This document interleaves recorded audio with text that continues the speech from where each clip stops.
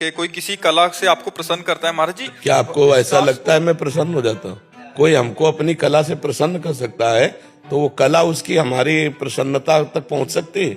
जब वो कला का नाटक कर रहा है तो हम प्रसन्नता का नाटक कर रहे हैं। हम भी तो नाटक मंच पे बैठे हैं। प्रसन्नता तो जान पाओ तो बहुत कठिन विषय है। प्रसन्नता तो भगवान से, बाहरी नाटकों से, चुटकुला से हम प्रसन्न होने वाले हैं क्या? कोई कॉमेडी की बात करके, कोई राग ध्वनि सुना के हमें प्रसन्न कर सकते? हमारी प्रसन्नता को विषय प्रिया प्रीतम है। महाराज जी मुझे एक कला आती है, मैं ऐसा कर सकता हूँ। हाँ, अच्छा तुमने ऐसा किया तो क्योंकि तुम नाटक कर रहे हो तो हम भी नाटक कर रहे हैं। सच्चाई से समझना चाहो तो हमारी प्रसन्नता का विषय कुछ नहीं है, केवल प्रभु है। महाराज जी आपको प्रसन्न कैसे कर सकते हैं? बताए, हम तुम्हें रहस्य बता रहे, राधा राधा राधा, इससे प्रसन्न करो। जी कभी कभी ऐसा लगता है कि अगर मेरे अंदर भी कुछ होती तो शायद मैं एक वजह बन पाता आपको। वो अहंकार की पुष्टता का वजह बनता, हमारी प्रसन्नता का नहीं। ऐसा कभी कभी लगता है भगवान ने मुझे पूरा खाली छोड़ दिया। ये बहुत बढ़िया किया, तभी तो भरेंगे प्रेम रस। मुझे बस लगता है कि मैं तुमसे योग्य नहीं हूँ। बस इसी से हमारी प्रसन्नता होती है। जो आर्त भाव से कह देता है मैं किसी योग्य नहीं हूँ, ये हमारी वास्तविक प्रसन्नता का विषय होता है।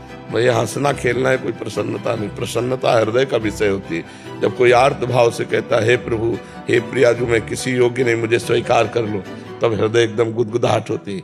हाँ ठीक है, सही मार्ग है, भगवान तुम पर कृपा करे, यही प्रसन्नता का रहस्य। अब जैसे मानो वो नाटक हंसाने का कर रहा हूँ, हम हंस नहीं रहे, वो हंसाने कर रहा हूँ, हम हंस रहे, तो इससे लाखों प्रसन्न हो गए। उसका भी नाटक हो, मेरा भी नाटक, दोनों मिलकर के कितनों को खुश कर दिया। नहीं खुश कर दिया? हम संसारिक लोगों को महसूस होता है कि आप खुश है। ये होता है बकाया। सच्ची मानो तो हमारे अंदर की दशा जो देखोगे तो तुम्हें समझ में आएगा, इनको कोई खुश नहीं कर सकता। प्रिया प्रीतम के सिवा कोई नहीं खुश कर सकता। ये लोग जो शराब पीते हैं, गंदे हरकतें करते हैं, एक दूसरे के चेहरे पर कालिक पोतते हैं, नालियों में, ये हिरण्यकश्यप पक्ष के हैं। अब वो भी तो उत्सव बनावे, कैसे बनावे? तो वो नालियों में गोबर कीचड़, उसकी हिरण्यकश्यप पक्ष की पार्टी, और एक होती साधुता की पार्टी। एक दूसरे पे गुलाल लगाए, रामकृष्ण हरि बोले और बैठकर पद गायन किए और खूब गुझिया और मिठाई भोग लगा कि ठाकुर जी को, और पाए आनंद मनाए। तो हमारी समस्त देशवासियों से प्रार्थना है, कोई भी व्यसन न किया जाए। व्यसन उत्सव को खराब कर देता है, जैसे शराब है और भी हुक्का है, ड्रग्स है, कोई भी नशा मत करो। फ्रेश माइंड से भगवान का नाम जप करते हुए, पद गायन करते हुए होली का आनंद लो। नशे में होली का आनंद थोड़ी होता, नशे में तो मूढ़ता छा जाती है।